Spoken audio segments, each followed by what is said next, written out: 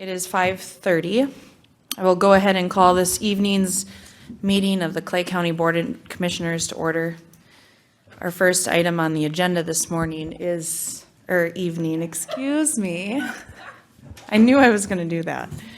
Is an approval of the agenda. If you look, there are two agenda additions. The first would be a request to apply to West Central Initiative for a child care project, a project manager rather. That would include a $5,000 ARPA funding request to cover the grant match. And the second piece is a landfill construction project construction amendment. Move approval of the agenda with additions. There's a motion from Commissioner Campbell to approve the agenda with the additions, a second from Commissioner Gross. Any further discussion? All those in favor of the motion signify by saying aye. Aye. Opposed, same sign. The agenda is carried.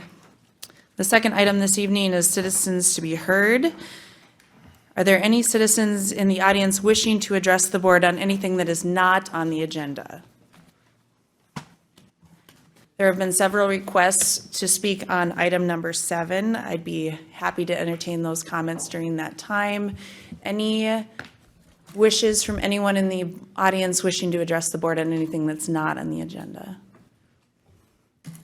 Steve, have you had any virtual correspondence in regards to this item?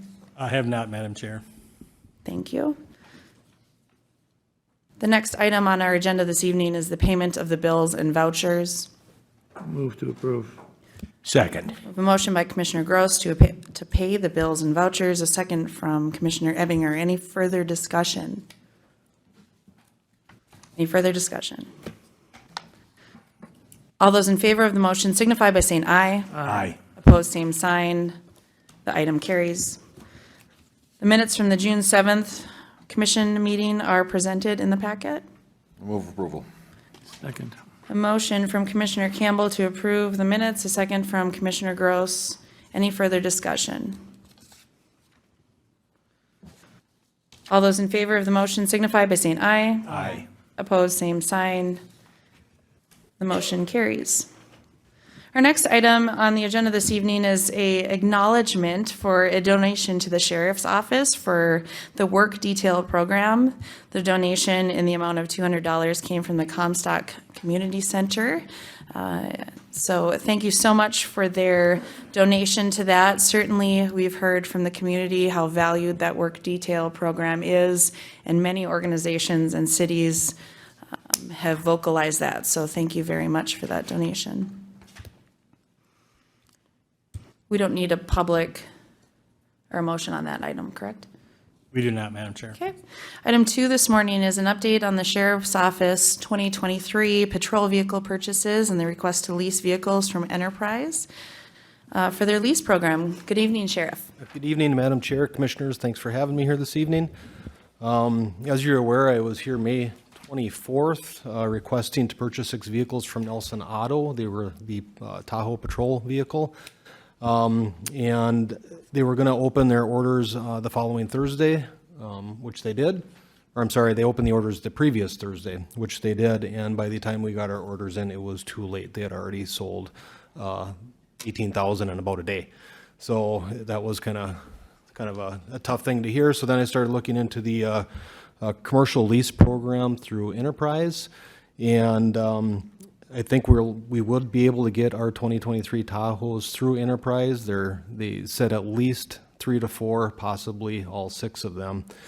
And then looking into it, the cost would be $71,856 annually for the lease of the 6 Tahoes.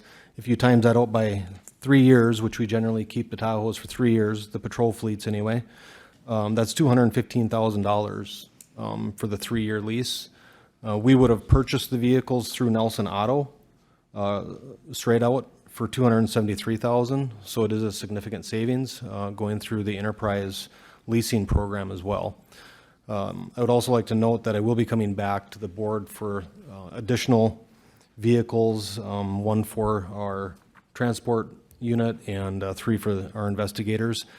Those just were not part of the initial request, so I did not include them at this time. Sheriff, and then noted also is that there will still need to be vehicle equipment purchases with the excess funds. You're hoping to do that after the auction as well?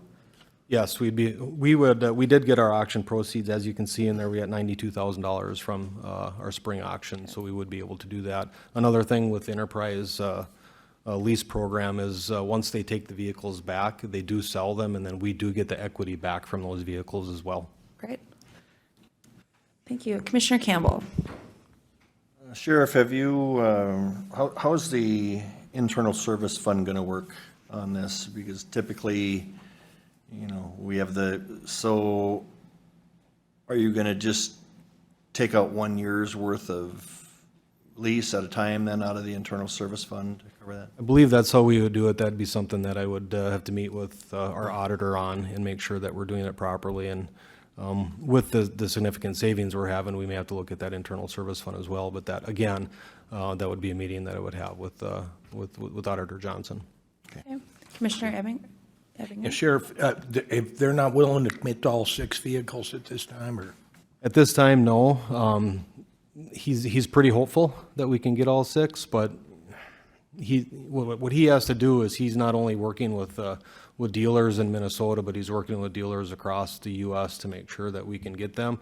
And they're a pretty popular item right now, so there's a lot of people reaching out to try and get these vehicles. But he's working hard at it, and I'm hopeful, and I think he's hopeful as well that we'd be able to get all 6. Is he got a fallback for you, another vehicle option, or? We would have to look at that. We'd have to look at the Durangos or the Fords if that's the case, but we're hoping we don't have to do that. But you'll be able to get an idea what you're getting in time to get the equipment ordered. I mean, it's different for the different vehicles. Correct, yeah, we would have to make sure that we have that information ahead of time to get that ordered. And we have to order that early because supply chain issues and things like that as well. Good luck. It's a complicated year. Yeah. Sheriff, in regards to the equity that you talked about, are you hopeful then that you would just wrap that equity into the internal service fund of each vehicle, or how are you planning on moving forward with that? With the equity, it would be if we have to update equipment or to build the new vehicles and things like that. That's what we'd use that equity for as well, Okay. rather than asking for any additional funds. Okay. Commissioner Ebinger? Yeah, I move for approval on this. There's a motion to approve the request. Second.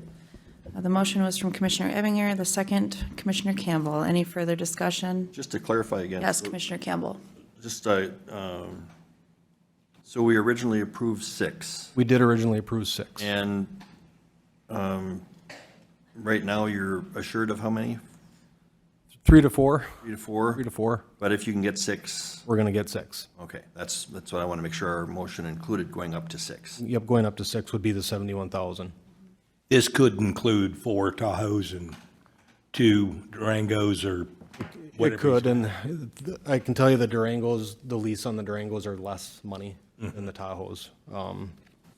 They figure that Durangos are $998 a month, and the Tahoes are $998 a month lease. The Durangos are $770 a month lease.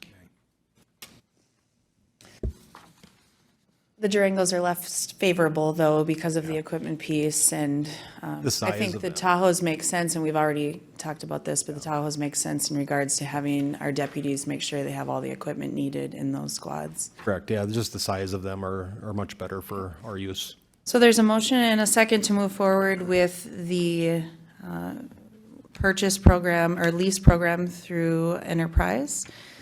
Any further discussion? All those in favor of the motion signify by saying aye. Aye. Opposed, same sign. Carried. As a point of clarification, Steve, are we needing to rescind the approval of the purchase of the Tahoes because they initially didn't go through? So the board had approved the purchase of the Tahoes they were not available after board, but I think because this board gave formal approval, we should probably have a motion of formal action canceling that approval. Move to rescind the previous order.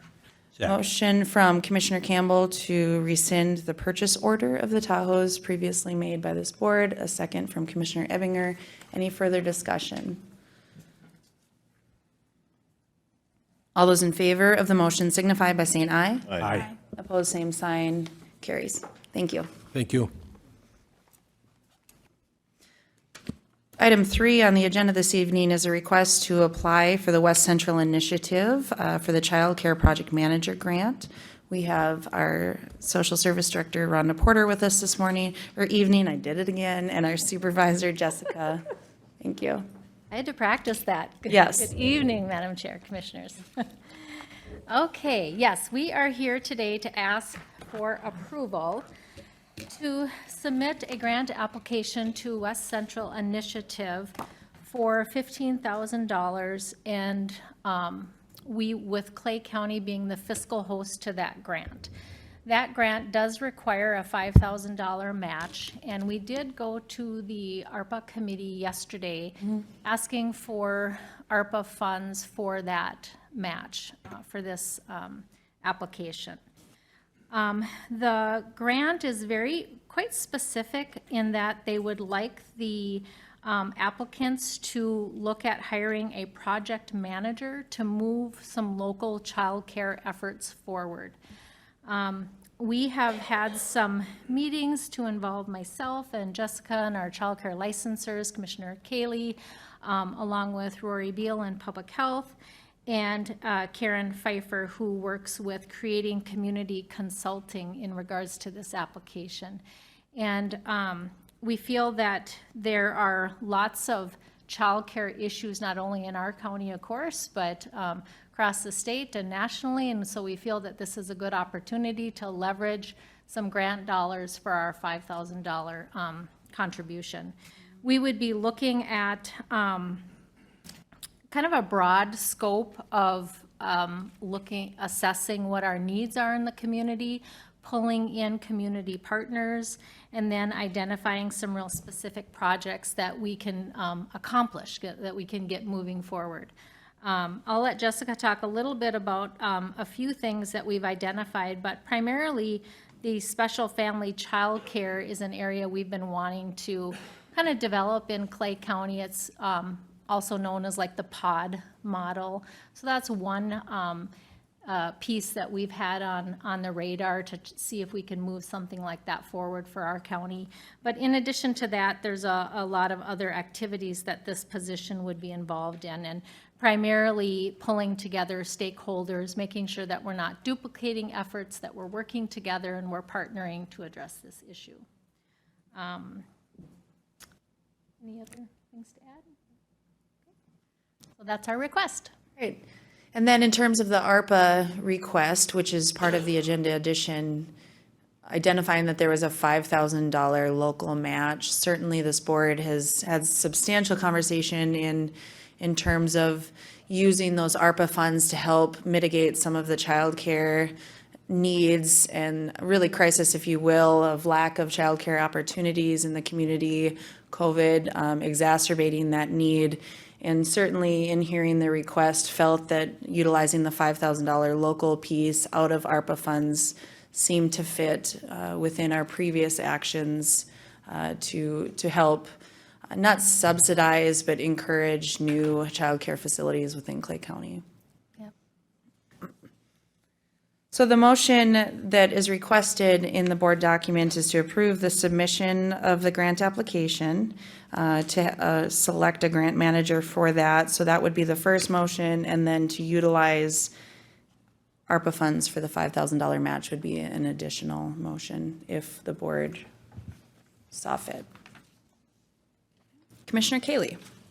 Yeah, this is a grant opportunity that's been talked about for a while, and the longer that we talk about it, the more opportunities we're uncovering. And so I think it is a really critical role that we could have in moving a lot of these projects forward. And so with that, I would move approval of the grant submission. There's a motion from Commissioner Kaylee to approve the grant submission. Second. A second from Commissioner Ebinger. Any further discussion? Further discussion? All those in favor of the motion signify by saying aye. Aye. Opposed, same sign. Carried. Madam Chair. Yes, Commissioner Campbell. ARPA committee met yesterday and recommended approval of the $5,000 match out of the ARPA funds, and I would so move that. Motion by Commissioner Campbell to utilize $5,000 in ARPA funds as the grant match. Second? A second from Commissioner Kaylee. Any further discussion? Is Yes, it possible to Commissioner get some sort of report on the opera funds? We're going to have one Yes. today. You're getting That's it. coming up, huh? Yeah. All right. Well, we have the documents for you for that in our committee reports since we just good. met yesterday. Thank you. Yes. Any further discussion? Any further discussion? All those in favor of the motion signify by saying aye. Aye. Opposed, same sign. Carried. Thank you. Item 4 this evening is the request for approval of housing support letter of commitment for the Affordable Housing Development Project in Dilworth. Okay, thank you. So this project, if you recall, I've come before the board a couple times in relation to Commonwealth Development Corporation. They are in the process of developing an affordable housing apartment unit out in North Moorhead at 2604 8th Avenue North. This new request is really, they're looking to duplicate that project in Dilworth. A year ago, I came before you on that project and received approval from you to supply what's called a housing support letter of commitment for their application to Minnesota Housing Finance. They've submitted that application and they did not get funding, so they are trying for a second time to resubmit that application to see if they can get that development passed. And I think there's a clarification because we did have conversations with Commonwealth yesterday and they did receive housing funding. well, not for the Dilworth project last year. They have the North Moorhead one. Yeah, they're, Madam Chair, they are reapplying for, and they were looking for our support and hopes of strengthening their grant application. Okay. I'm sorry. No problem. And so for this new application, again, it's for the same project in Dilworth. Minnesota Housing Finance has changed slightly what they're asking for from counties. So this development is a 44-unit development that they're proposing in Dilworth. The way the county or social services becomes involved is we are proposing 9 of those units to serve folks who are either experiencing long-term homelessness or have disabilities and they're needing the housing support program. So the housing support program is a state-funded program. And for individuals who qualify, we would be able to utilize those 9 units to help supply housing. And then Commonwealth Development would be contracting with CAP-LP for services to the folks that are in those units. So that's our piece of their whole development.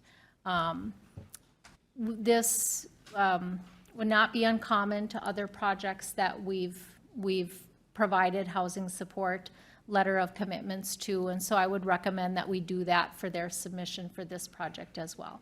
Again, keeping in mind it's only for those 9 units, and the good thing about this is that we built in to the dialogue with them that social services would be really involved in recommending families or individuals for those units that might be involved in some of our service systems that they're struggling with housing for. So it's a good partnership, and it's CAP-LP has a long-standing history, as you know, of working with folks with disabilities and long-term homeless issues. And so we think that piece of this project is beneficial to our county. Thank you. And so just a clarification, it's a 44 unit building. We did have conversations with the city of Dilworth yesterday, and they're ecstatic about the opportunity to serve residents in their city on this, and only the 9 units would be the units with housing supports. So they would be contracting with external agencies to provide these supportive programs to those that qualify for the homeless piece or disability piece, income piece. Board questions? Commissioner Campbell? More of a comment. So the 9 units, we're basically saying that we will supply that. The dollars come from the state of Minnesota. And so if the state of, what happens if the money dries up from the state of Minnesota? Yeah, it is a state-funded program, and it's applicant-based. So it would be based on the eligibility of the person who would be residing in the unit. So they would come into our office. We administer the housing support program. So they would come in and apply, and based on the eligibility guidelines, they would be determined eligible, and then they could be approved for housing in one of those 9 units. And then CAP LP would provide the service part of it. You know, this is a program that's been in existence for a long time. It used to be called Group Residential Housing. It's now called Housing Support. I think with all of the housing issues and the needs out there, I can't predict the future, but if the housing support state funds were to go away, there really wouldn't be a backup. Folks would have to look for alternative funding or housing. That's the point. These are not county levy dollars that go. Correct, It's- correct. Further discussion? I'll make a motion to approve. Commissioner Gross offers a motion to approve the request with a second from Commissioner Kaylee. Any further discussion? All those in favor of the motion signify by saying aye. Aye. Opposed, same sign. Carried. Item 5 this evening is a request of support of the health plans to serve the families and children eligible for medical assistance or MinCare. All right, I can take that. I don't know if you wanted to join me or not, but I will get us started. I was like, nope, sorry. That's fine. Any questions for her, we'll pull her up. Okay, so this is the third presentation before you on this topic this year. I came before you in February and then again in May. Just to recap, the state of Minnesota has issued requests for proposals for their managed care program for families and children on medical assistance or Minnesota Care, and for individuals who are on special needs programs. So folks that are over 65 or folks that are under 65 with a disability. When I came before you, and as you recall, we had public health staff as well as social service staff scoring the RFPs. They've been a part of regional meetings as well as meetings with the State Department of Human Services.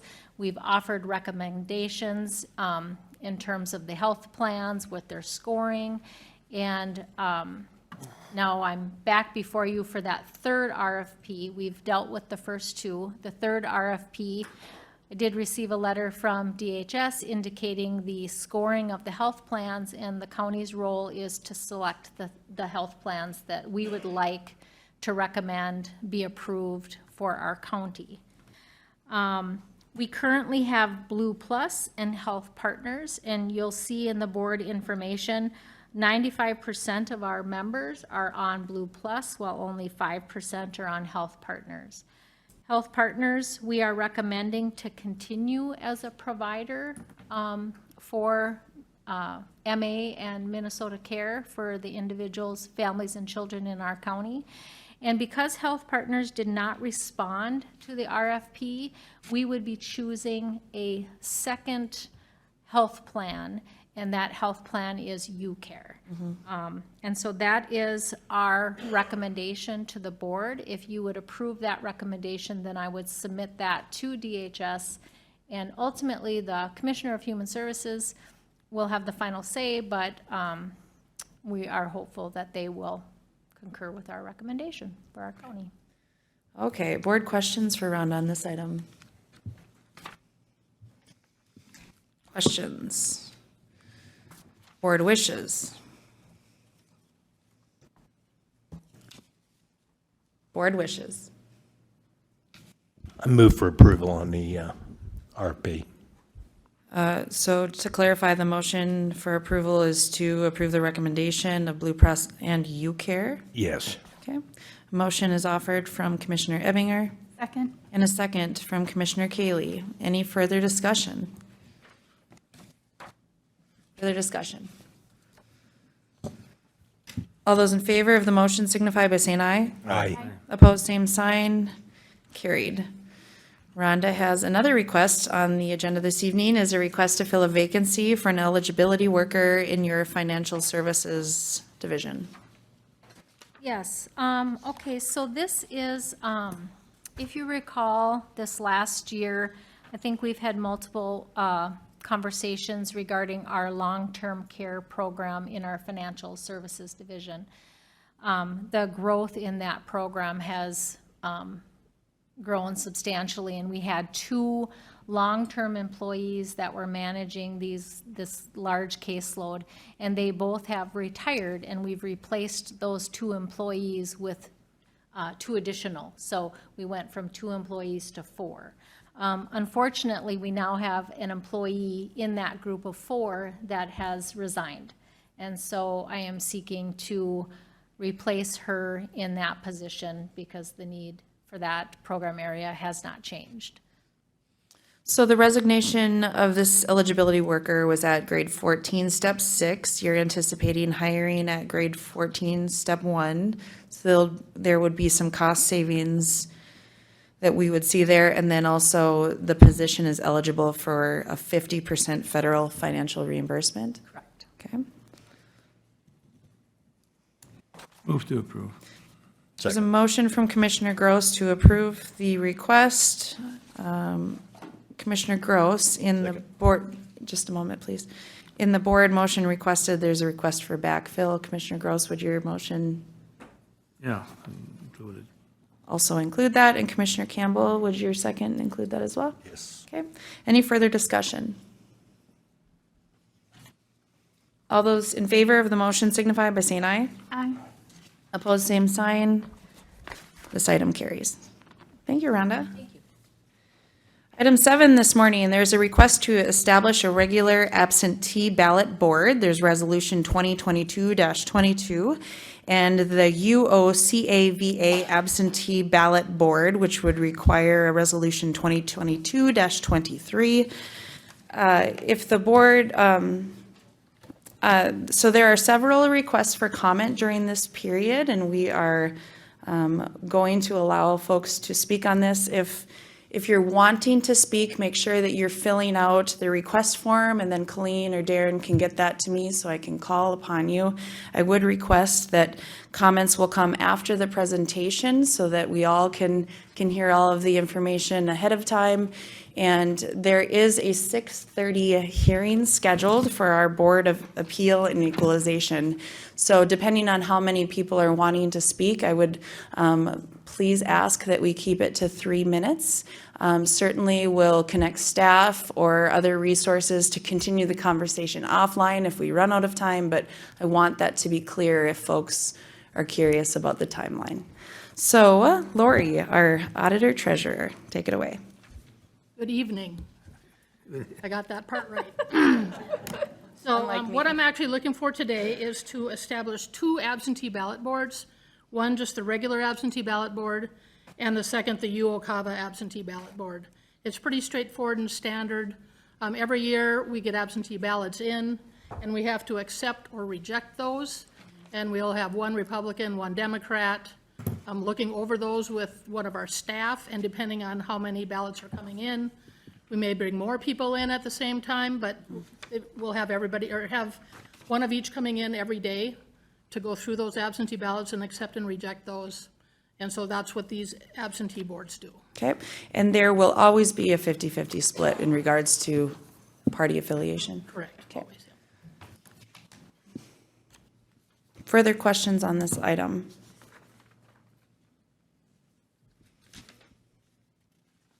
Questions from the board on this item? Is this something new, or is this, No, this has been typical. For many years, we've had an absentee ballot board. We generally have approved it before for many years, but now we are doing it every year, so. Okay, oh, okay. Have we had any issues in the past? No, we've never had any issues. So is there a memo explanation for the second resolution that we'd like to talk about? And then I would like public to comment then on, after hearing both of the resolution explanations. Both resolutions are attached. They're basically the exact same thing, except one covers regular absentee ballots, and the other one is the UOCAVA ballots, which is the Uniformed and Overseas Citizens Absentee Voting Act. Okay. So Lori, in regards to the absentee ballots, one, I think it's important that we continue outreach to citizens on appropriate filling out of ballots. I think that there's probably a confusion with the public in terms of when you get the absentee ballot and says, okay, put this in an envelope and seal this, and put this in another envelope and seal this. If you receive a ballot, and I think this is part of the conversation that this board will talk about, but not this board, but the boards, if, in the resolutions, is what exactly does that mean, accepting ballots or not accepting ballots? So what happens is the ballot will come in, we'll look at the ballot, we'll look at the name and all their information to make sure it matches their absentee ballot application. Between that, there's multiple things that we look at, and if something happens to be missing, then we'll look at their voting record and to see if it's on there. Then if everything matches appropriately, it's accepted. If those things don't match, specific things, if we can't get anything to match, then it'll be rejected. At that point, we will actually reject that ballot, and then we will send out a new ballot to that absentee voter. But if it's getting down kind of to the end and close to the election itself, we will contact them directly so they can come in and determine how they want to, if they want to vote their ballot, or if they want to come in, if they want us to send it out, but we will contact them directly. Okay, thank you. Any board discussion? I do have 3 requests to speak. Was there any other requests to speak that were filled out, Darren? Okay, so I do know that there's been a petition that was submitted to our administrator, so I'm not sure if the comments will include that or not, but Steve, if you will bring that up maybe after the individuals come up. So our first person that would like to address the board is Janine Hansen. Janine, would you like to come up to the podium? And then also, if you will, as a matter of record, state your address as well. Okay, All right, your time starts now, Janine. okay. Well, thank you for letting me speak. I live at 1118 River Drive South in Moorhead. And I asked to speak on this item because it's been a mystery to me as to how to get on the absentee ballot board.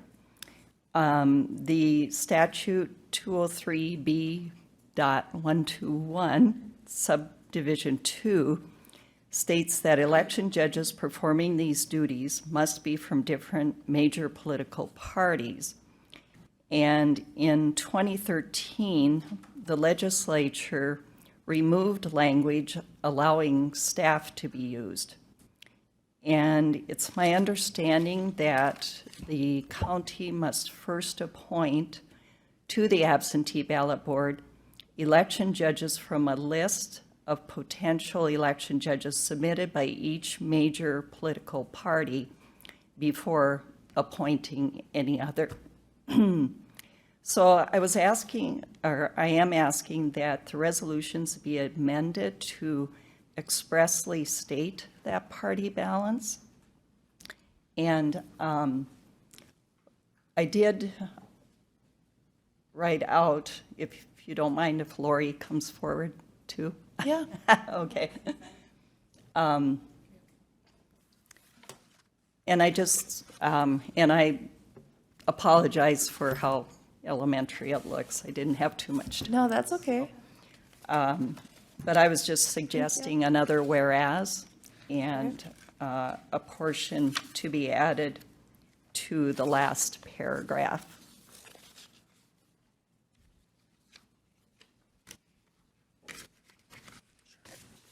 And I can read if you want me to. Sure, read. if you have anything else to add, you can add it, and then I'll read it so it doesn't take away from your time. Okay, well, that's basically it. Okay, I was just asking that amendments be made. okay. Thank you, Janine. The,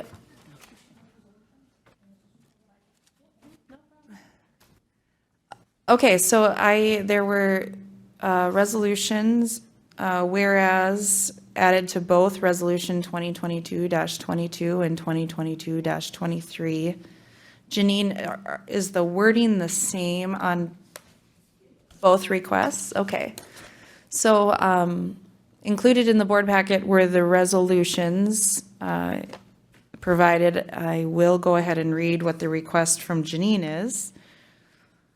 After the first whereas, the second whereas requested would be Minnesota Statute Section 203B.121 Subdivision 2A specifies that election judges performing duties in this section must be of different major political parties and then at the very bottom, for the be it further resolved, that appointments to the absentee ballot board must be chosen first from the list of potential election judges submitted by each major political party whose number must be balanced by party appointments and then will be made prior to the start.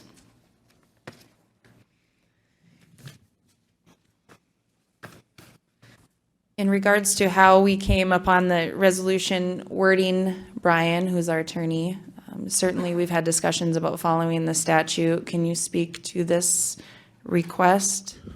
I can. I obviously appreciate the public being here. I have reviewed the resolutions that were put together. I have talked with Lori. Both resolutions do comply with the statute as she's submitted them. I would just point out, I think there's two portions, both 203B.121, and then also, which is listed within the resolution itself, and also 204B.19, election judges. There's a list of things that must be complied with, and no individual can be appointed as an election judge that is unable to read, write, or speak the English language, is a spouse or parent or sibling of an election judge already serving, is a candidate or domiciled or living with a candidate, or specifically is a candidate for election. Those are just other pieces that must be complied with the statute, just as there has to be party balance. But those don't need to be listed out within the entire resolution. So I think what Lori's put together is appropriate and is within compliance. I appreciate what's put together by the public as well. It's stating what's already required to comply with within the law. I don't think there's a basis or an absolute need for it. If you ultimately wanted to put that in there, you are free to put that in there as well. But the resolution as required is put together properly by Ms. Johnson at this point. So. Brian, my question in regards to the first whereas that was provided by Ms. Hanson, it seems as though that same whereas is covered under the whereas the duties and responsibilities of the absentee ballot board are stated in statute section 203B 121 subdivision 2. That would include any subdivision A, B, C, D, or E that would follow that, correct? Correct. That's what I was pointing out. We're citing that as well as the up above that, the whereas where we list out 204B.19 through 204B.22, but specifically in 204B.19, there's also a subdivision 5 that requires a party balance requirement. So again, Ms. Johnson's required to comply with the law.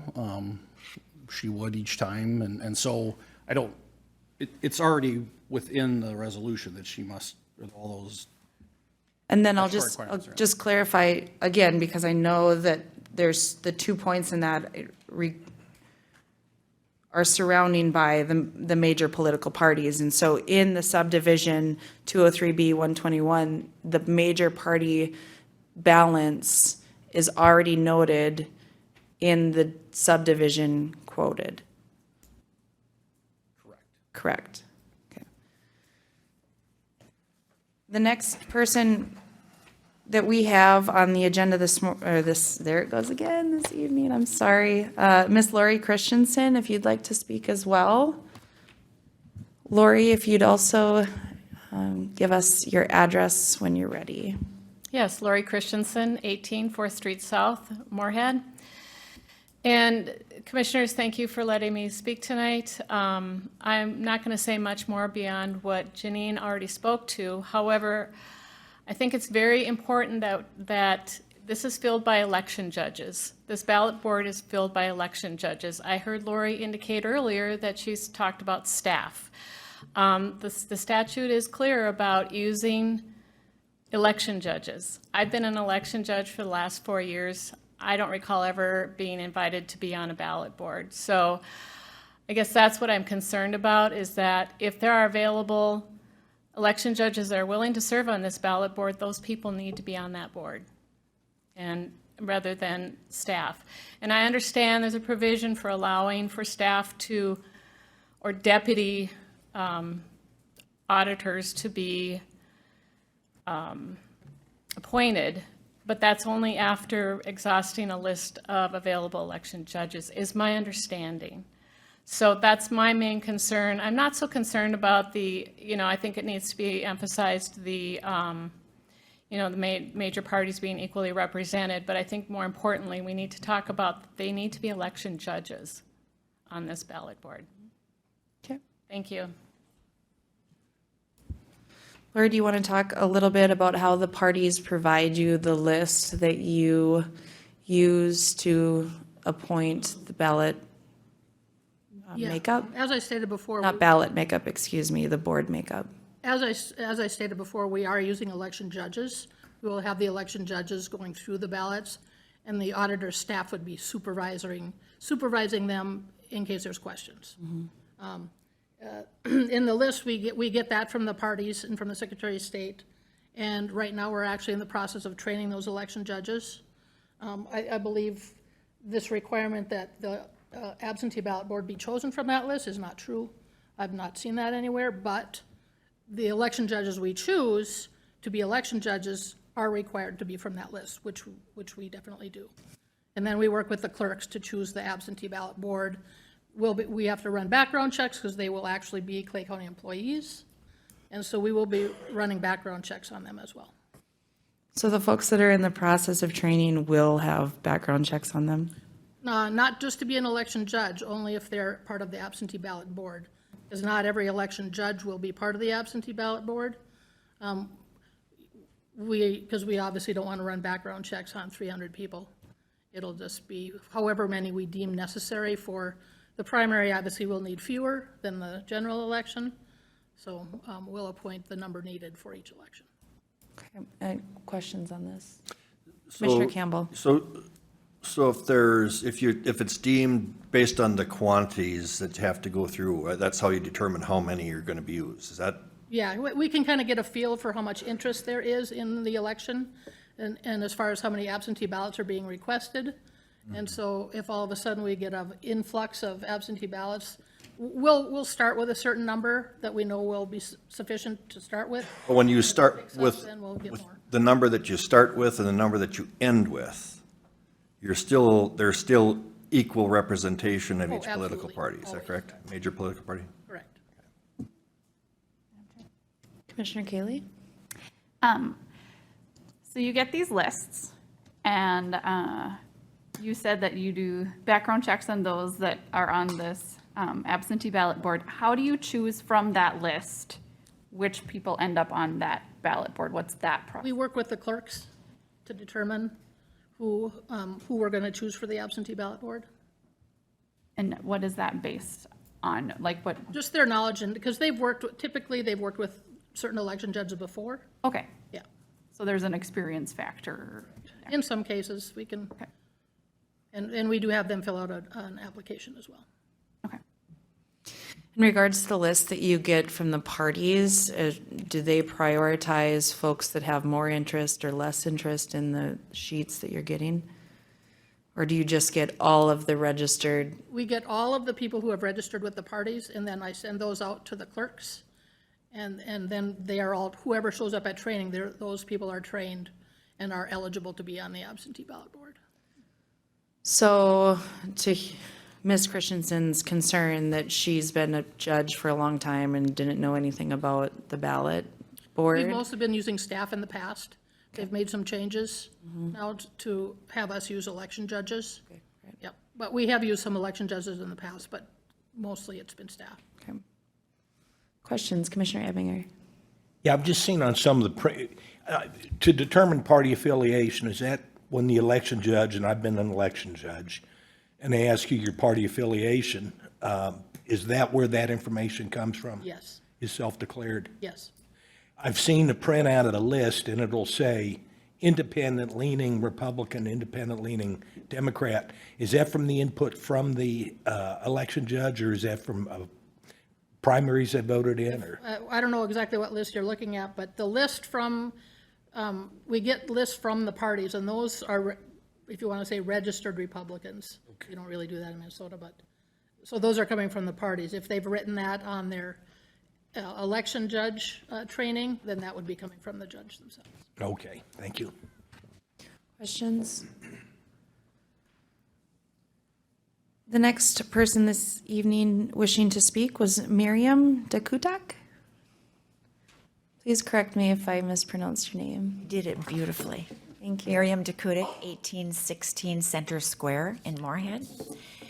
And just like Lori, I don't have a lot to add because Janine did clarify it.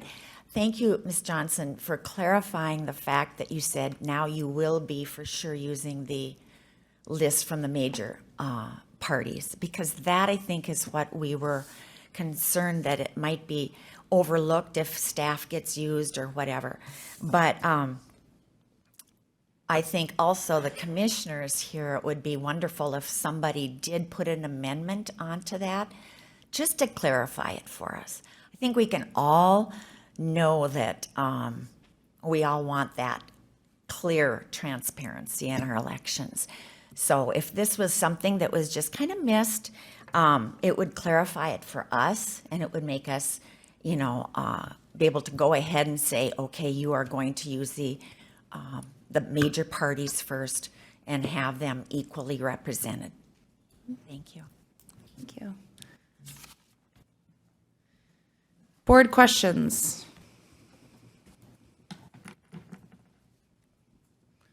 Questions? Yes, Steve. Madam Chair, if I could, for the record, prior to the meeting, I did receive a memo that was addressed to this board, Mr. Melton and also Ms. Johnson, reiterating the things that have been brought up this evening, and that was signed off by 7 of our citizens that I believe are here this evening, providing both their address and their names here.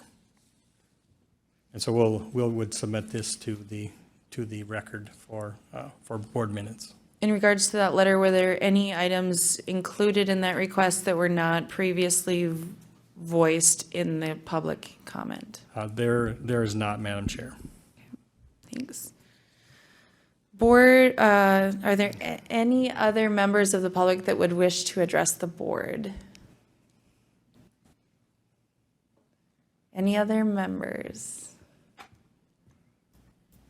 Last call. Anyone else wishing to address the board on this item? Yeah. Yes, if you'd like to clarify, I believe you had about 1:20 left on your time. Auditor Lori, you mentioned the clerks. Is that city clerks? The city clerks or the? Yes, city and township clerks. Yeah, okay, thank you. Okay. Commissioner Ebinger.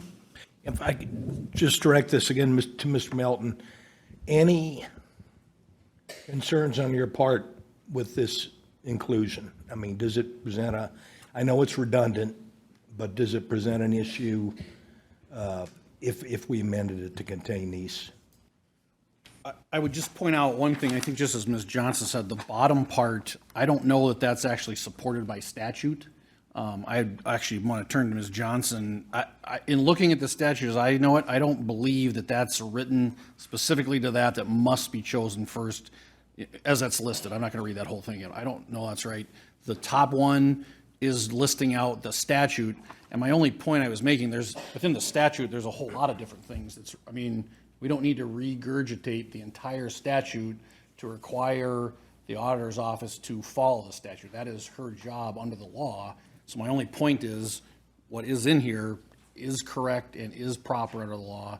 But again, it would be up to you.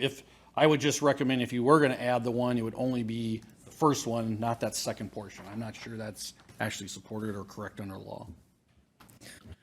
And Brian? just in addition to that, Ms. Johnson, we are following the subsection we're discussing right now. Absolutely. The actual verbiage of that subsection is, election judges performing the duties in this section must be different major political parties unless they are exempt from the requirement, which just means unless you're working on a township or school district election. So it already states it in the statute that's listed in the resolution. Okay. And that goes to this, what they're proposing here in this language at the bottom, it seems to me to be a sequence issue. Well, on the very bottom here, that actually I don't believe is true. Where they have to be chosen from that list to be on the absentee ballot board. They have to be chosen from the list to be an election judge, but they do not, I'm not aware that they have to be from that list to be on the absentee ballot board. Are you through with that question? Yes, I am. So Lori, in regards to the resolutions presented, if this board feels that the concerns were covered in the resolution, and should this board approve the resolutions as presented, we can still, as a matter of process after that motion, direct you what our preference would be to choose that resolution board in terms of what the last suggestion is. I think that I'm hesitant to make a major change to the resolution without it being further vetted out from our attorney tonight, because that's a quick change. But I do feel that it's important that this board directs you what our preference would be in terms of ensuring a balance on that resolution board. Questions? So again, Commissioner Kaylee. oh, okay, I'm sorry. So if there's no substantive legal difference by adding that first piece, it's just voicing something that is supposed to be understood, but we're just laying that out so it's more clear for residents and citizens who want to read this. I guess I don't have a problem with that. And I like the suggestion that perhaps we could direct Ms. Johnson and the clerks who are working with this to choose from, those party lists first. However, if they're election judges, then they've already been selected from those lists. So it is, again, a bit redundant perhaps, but I guess that would be I would agree with that suggestion, that we would include that first piece and then make the second piece a suggestion. Commissioner Campbell had another question, though, perhaps. I was just waiting for you to be done, Commissioner Campbell. Yeah, I think you've kind of said what I was going to say. So the process, so the political parties submit names that are election judges? Excuse me? They're applying to be. They're applying to be election judges. Correct. The So- parties submit that list. So just because they're on the list doesn't mean they completed the requirements to be an election judge. We'll invite them to attend the election judge training, but if in fact they don't attend, then they cannot be an election judge. So what I'm getting at is this language that talks about here, it says must be chosen first from the list of potential election judges. Not certified. They're not certified. So there could be problem with that language right in itself. If I'm reading that correctly, Because to be on the actual, as you said, to be on the actual ballot board, you were a certified election judge. And what the language they're saying here, to be first chosen from a potential election judge list. So that means somebody could choose somebody to be on that board who did not meet the certification.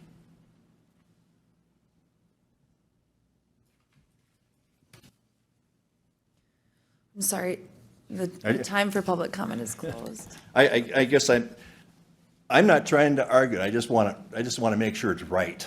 If we're going to do something. And that is my concern in approving a resolution when we get something without it being further vetted out. I am incredibly appreciative of folks that show up making sure that it's clear and transparent, and I think that's important to say.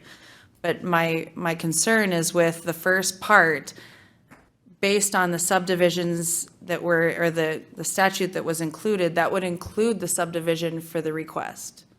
And so I feel that that's already been addressed. And then the second piece, I feel like there's too much gray area in what the request is, but if we have in the minutes that we are directing staff to pick folks to serve on the resolution board that are certified judges, that's in minutes, that is a direction. Commissioner Ebinger. Yeah, I think ultimately what we're looking at is creating more gray areas we add to this. The specific law is referred to. Within the minutes, I think we can call for consensus or whatever you want to do, but Ms. Johnson's already indicated, and it sounds to me like the problem was these boards are being filled with staff as opposed to election judges. And that's already an issue that the auditor is aware of and has been addressed. And now the will of this commission is that she continue and that those positions be filled with election judges. So instead of clouding up the document to where at some point, we don't have it vetted, I think we need to stick with what we've got and maybe ask for consensus on wanting to let the auditor know that we need this filled with election judges as opposed to staff filling in. I think that's already been done, but I think it's good to get it on record to allay some of the concerns we're hearing from the public. Commissioner Cayley.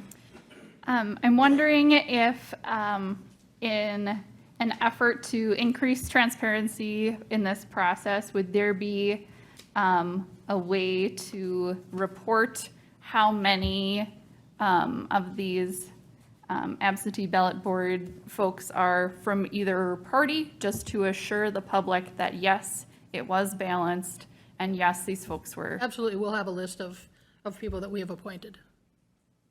Okay. Questions? If I might, Commissioner Gross, do you have anything to add? Okay, thank you. Commissioner Ebinger. I just want to move that we approve the,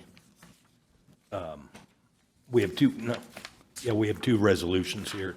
We approve Resolution 2022-23 and 2022-22. Can we have separate motions for them? The first would be Resolution 2022-22. Commissioner Ebinger. Commissioner Ebinger offers a motion to approve Resolution 2022-22. Second. Second from Commissioner Cayley. Discussion. I understand there's no changes to it just as presented. As presented. As presented, but I Okay. would hope that we have some more direction after the motions. Motion and a second on the first resolution. Any further discussion? Any further discussion? All those in favor of Resolution 2022-22 signify by saying aye. Aye. Opposed, same sign.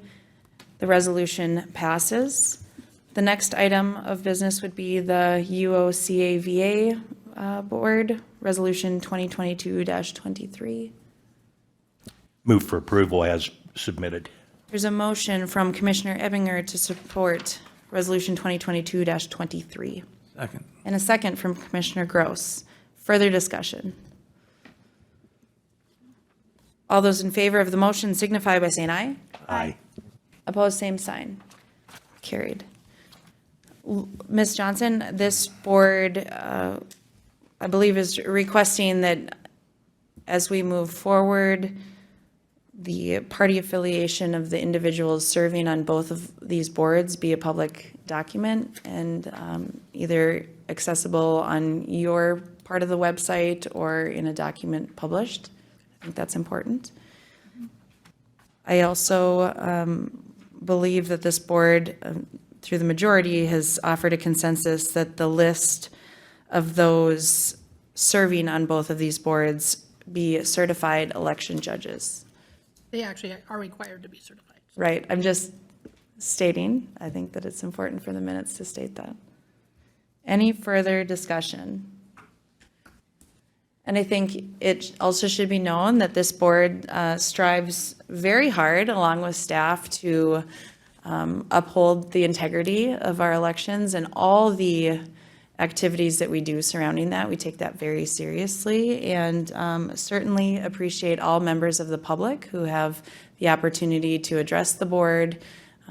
That is your right, and we're so thankful that you did show up tonight. Thank you very much. Madam Chair. Any further? Yes, Commissioner I just Campbell. want to follow up when we talked about, maybe some direction from this board. I think it goes without saying that we would want you to follow the statute, and the statute being to use not potential election judges, but ones who have been certified election judges to serve on this board. And I think it's appropriate for you to have a deputy auditor there. No matter what kind of training you can go through, there can always be something where you come up with a question. And so it's nice to have somebody to be able to ask that question too. And so I think that's the purpose for having a deputy auditor, if you can't be there yourself, which you're pretty busy during elections. So I think that's pretty much what we're suggesting here, and I think it coincides with what all these folks are here for tonight, is to make sure that process is followed, and I'm confident that it will be followed. All Thank right. you very much. Thank you, Lori. Steve, we are at 6:30 in regards to the advertised time for the Board of Appeal and Equalization. Are we gonna? Pardon? I mean, we still have one agenda item and then committee reports and possible discussion on timeline. Yeah, we can, Madam Chair, we'll just bring this up after the Board of Appeals. Okay, thank you. And so we're not adjourning, we are probably getting, I think according to this, we'd have to go into recess. right, but I said not adjourning, so we'll go into recess until we have the ability for people to leave and then come in, is that what I'm hearing from staff? Okay, all right. I think that's what So the board can do. We are in recess for, let's say, 5 minutes while we give individuals a chance to leave if they need or come for the next meeting. Thank you. Thank you for your patience, everyone. We did have a good, vibrant discussion at the Board of Appeal and Equalization. We will pick up where we left off on the board addition, item number 7, or not 7, but it would be the landfill construction project change order. Steve? Good morning, Madam Chair, Commissioners. Before you, for your consideration, is a change order in regards to the landfill project. We've been having some ongoing discussions. This is a project that was part of our cell construction. While the construction a portion of that's been completed, we have had some different issues as far as gas getting to the appropriate places to our flare. Our architect and our construction management crew have been working try to find a solution for that. They believe that they've identified a solution. In your form, you can see that that would be an additional cost of $50,243.50. And with that, I would delay for any questions. Thank you, Steve. And as this board may recall, Commissioner Campbell and I have been in weekly meetings with Comstock Construction, Burns and Mac, staff. This is a problem that really has been a sore spot for about 2 years. And so to finally identify a path forward, and obviously, unfortunately, it's a cost, but the cost of not having a workable project is costing us more. And so it is our hope that the board can support the cost of the $50,243.50 to get this working. Anything else? So where would this money come from? Is that all part of the project yet? That's just. Well, these would come out, right now, they would come out of, the solid waste has a large fund in there, reserve fund in there. So they would come out of there, for now. There still remains some other, questions in regards to the final contract and the final payment amount that, would go on down the road, but this needs to be done to get the problems fixed. And then Make a motion to approve. yeah. Motion from Commissioner Gross to approve. Second. A second from Commissioner Ebinger. Any further discussion? All those in favor of the motion signify by saying aye. Aye. Opposed, same sign. The request is carried. Thank you. The next item on the agenda this evening is committee reports. Commissioner Kaylee, would you like to start? Sure.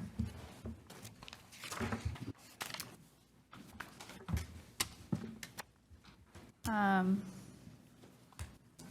the 6th, we had our quarterly law library meeting. The law library is currently working on evaluating what resources are most in need and most in demand by folks utilizing that library and what gaps, if any, exist.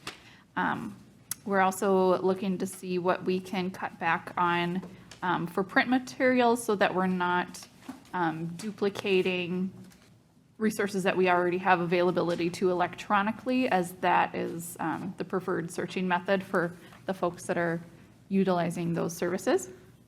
So that project will be ongoing.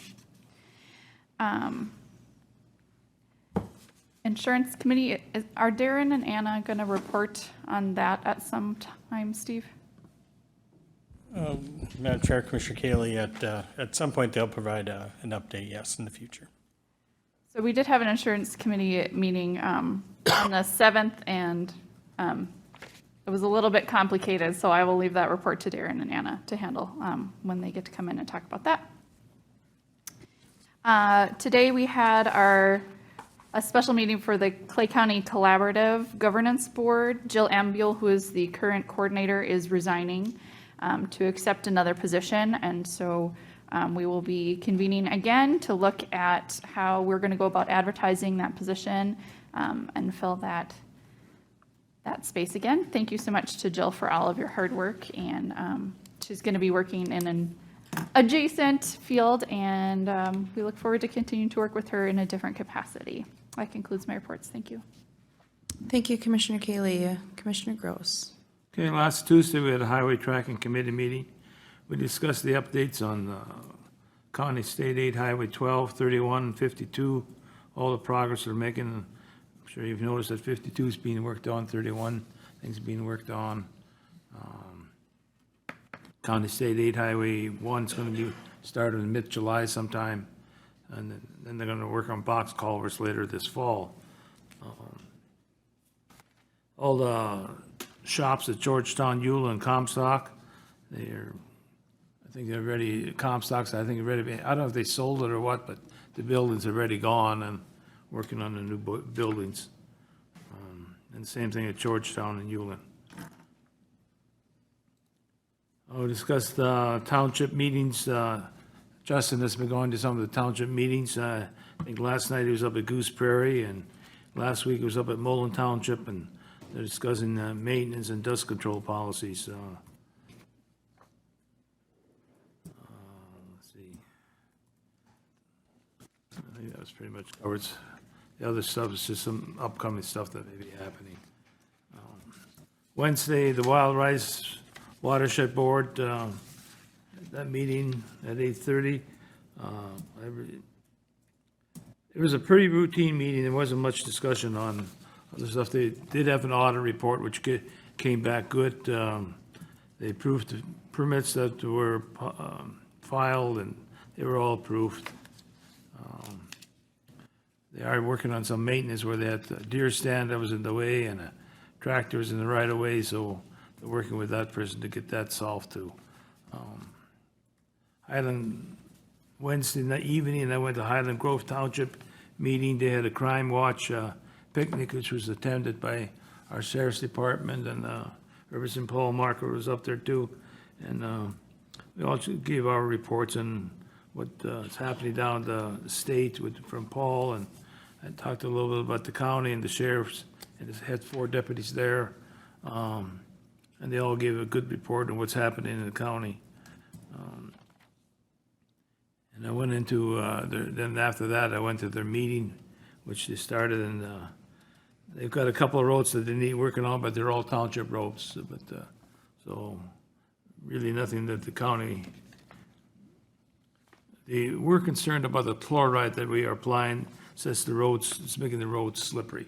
So I don't know what you want, dust or slippery, or I don't know what we're gonna do there.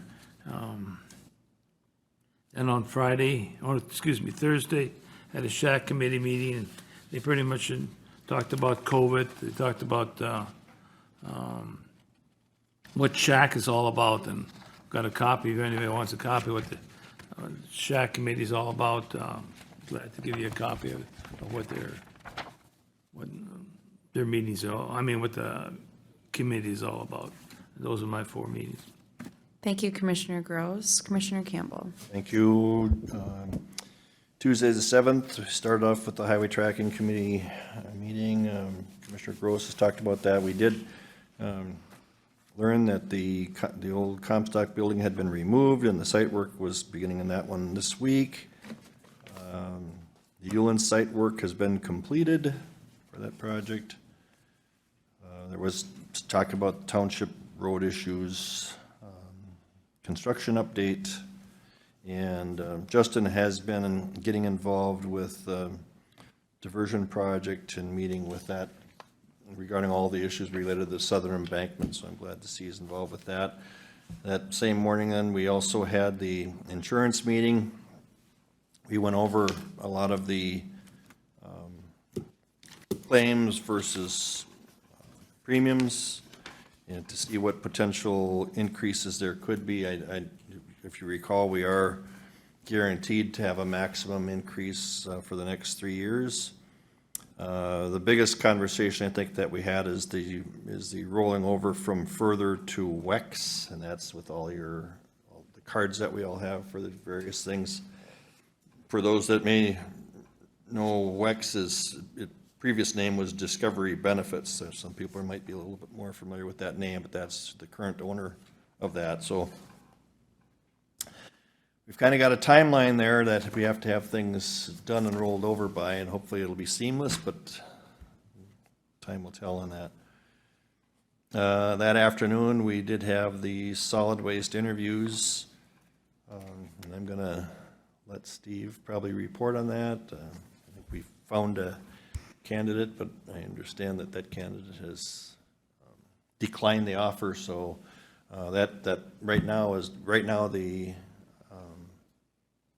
position is still being advertised as open, so we will have to keep looking.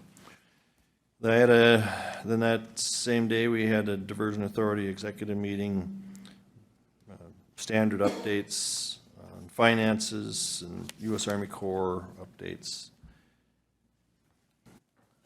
On the 13th, yesterday, we had an ARPA meeting. We talked about the 5,000 that we approved today.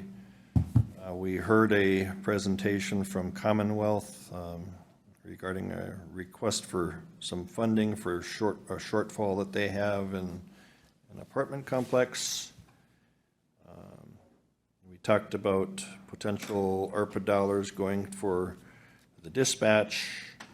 And then we put a range on that at 1 to 1.5 million, and we had a range on the detox going up to potentially 7.5. I think you're going to have some numbers on that here shortly. Steve will. And then, let's see. Then we had our construction project meeting. Nothing really new to report there. Things are moving along. Tom has apparently turned in his resignation there. He's moving on to another project. And part of the diversion project in some way, I guess. And then today at 4 o'clock, we had our first finance committee meeting regarding the funding proposals and the construction project for the detox center, and that continues to, we're developing a plan, I guess, for that at this point. I'll leave it at that. Concludes my report. Thank you, Commissioner Campbell. Commissioner Ebinger. Thank you, Madam Chair. Pretty short and sweet week for me this week. June 8th, I went to the senior elected officials training that Gabe Tweeten arranged. It was presented by Joe Kelly, the Director of the Homeland Security Emergency Management, on the roles and responsibility of elected officials in emergencies. Good training. There'll be some follow-up training coming up on other aspects of emergency management in the coming months. And that completes my report. Thank you, Commissioner Ebinger. Last week, I also attended the solid waste manager interviews. We did have a good pool of candidates. We're hopeful that through the advertising process, we will find the candidate that is the best fit for Clay County.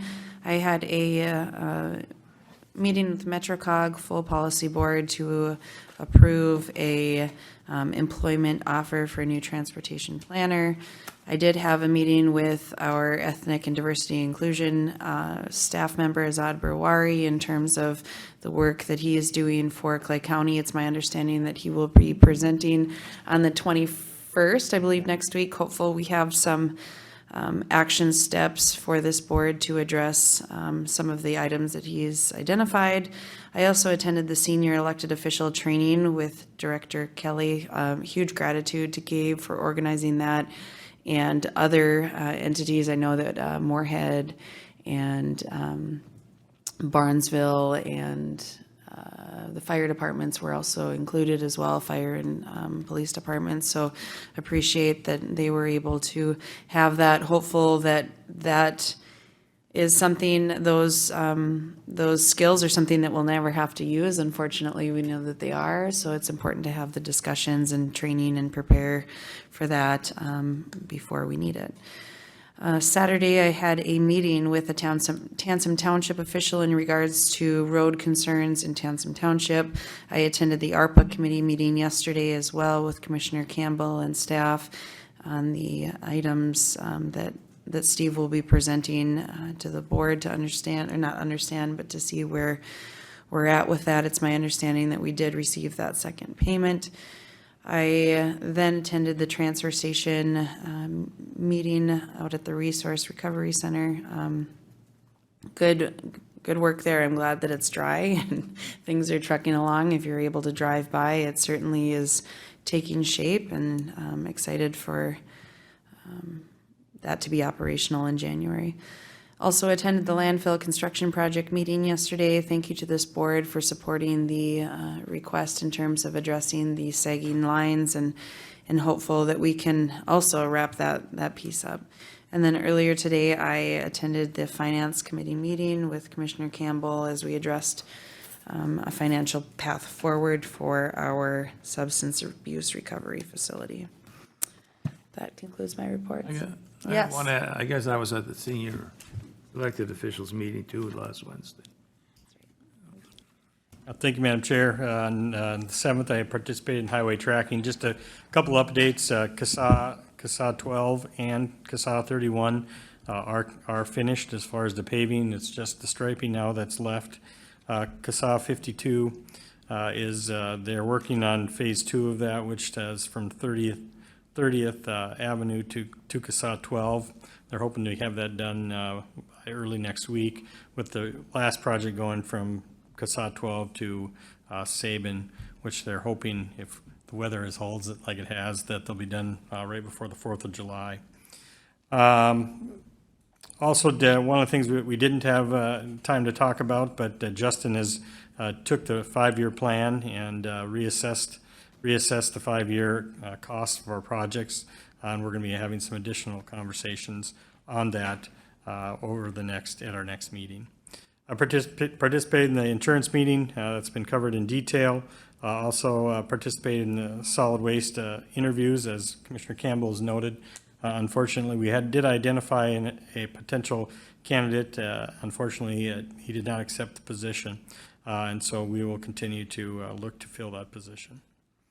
Then the 8th, we had management. Again, we talked about some workforce challenges that we continue to see in hiring employees in our different departments. We talked about budget.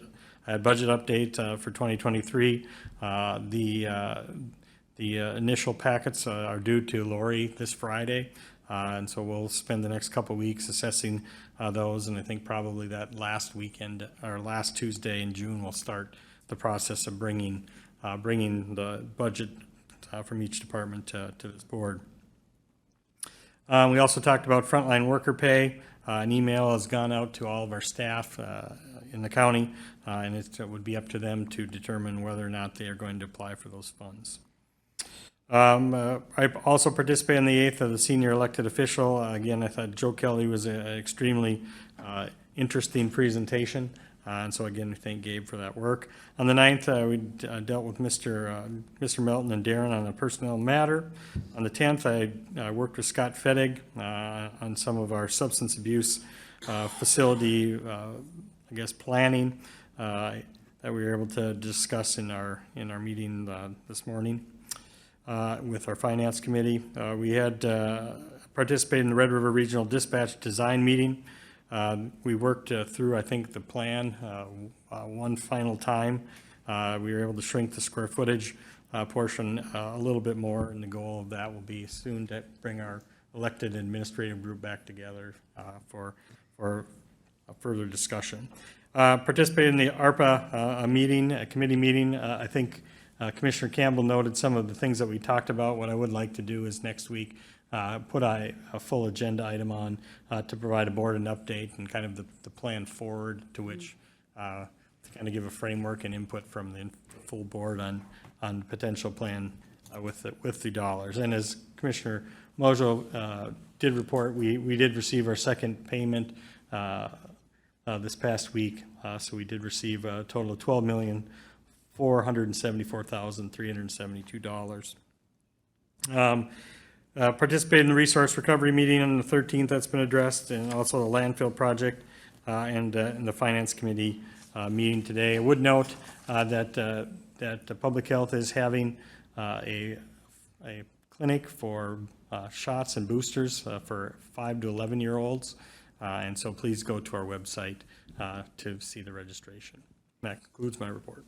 Okay, thank you. I did neglect to report that I attended the Extension Committee meeting last week, and unfortunately, fortunately, Commissioner Kaylee was there, but she did miss a week of meetings, and so wanted to make sure for the minutes she was able to report on her prior week's meetings. Sure, and a lot of those were probably reported on by others as well, but I can just run through them quickly. On May 26th, I attended the CAP-LP board meeting. June 1st was the MPCA meeting with Soil and Water. I know that one for sure was reported on by Jenny.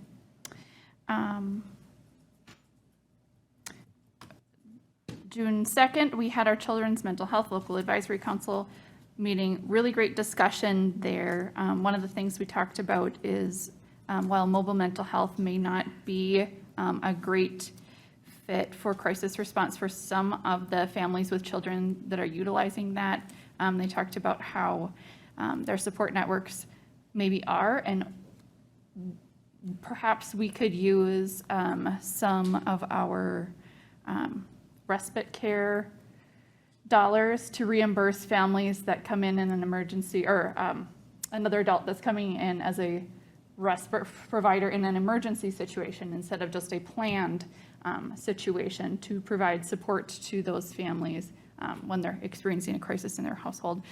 That was an interesting conversation. I also met with Azad, as others have as well. Friday the 3rd, I attended the Cass Clay Food Commission First Friday's meeting. They'll be recessing until September. With that meeting, great discussion on a lot of local gardens and farmers markets around the area at that meeting. And then we are caught up to what I reported on, with the exception of the extension meeting, which I did neglect to mention earlier. Rosie talked about how she's been going every other Thursday to A Place for Hope, helping them with their super shelf progress. She noted that they're seeing a lot of seniors coming in and getting food at A Place for Hope there. And they had been having people able to come every week to get food at A Place for Hope, but they're changing that to every other week now to allow more people access, just because the demand is so high and they have limited capacity. I mean, they have a large capacity, but it is limited on the number of appointments that they can set up with folks. So that is what's happening there now. The other thing to note at A Place for Hope is that that is the only food shelf in the area that allows client choice of food items. The master gardeners have been busy planting everywhere, including the salsa garden, pollinator gardens, the county campus, beds and containers all look beautiful. Thank you so much to the master gardeners for that. And they're looking to hire an office administrative specialist. That job is posted on our county jobs page. It's at the bottom of that column. So I would encourage everyone to take a look at all of the listings on that county jobs page. There's a lot of excellent position openings right now. And that should conclude my reports again. All right, thank you. Yes. Do we need to appoint an interim solid waste supervisor, or is that just going to go on? Madam Chair, Commissioner Gross, we have had some additional discussion on that. I think that Kirk is, while he's on vacation, technically he's still on the payroll, and I think we've treated other department heads in that way as they take their vacation. So if something were to come up, I've also talked to Kirk. You know, he anticipates that he'll be around, and so if we have some. Oh, he's still on the rolls, huh? He's on the rolls. Oh, okay, I thought he was done last Friday or whatever. Okay, excuse me. Anything else? Brian, Colleen, thank you for coming. Yes, Colleen. Oh, yes. Thank you, Colleen. Colleen, it's been a long night. I'm so sorry. The discussion and possible action on changing the time of the July 5th board meeting that this board alluded to last week. We wanted to have the opportunity for Steve to talk to department. I did talk to our management group last Wednesday. What their request, they were fine with having a shift in time. What they did request, though, is that it was within the workday, that we didn't extend people outside of 4:30. And so the recommendation that I would come with it for the board is if we look at board at 1:30 on July 5th. Okay, board. We need a motion. Approval to change date to 1:30 on July 5th. All right, we have a motion from Commissioner Second. Campbell to change the board meeting, the second from Commissioner Ebinger. Any further discussion? All those in favor of the motion signify by saying aye. Aye. Opposed, same sign, carried. We are adjourned.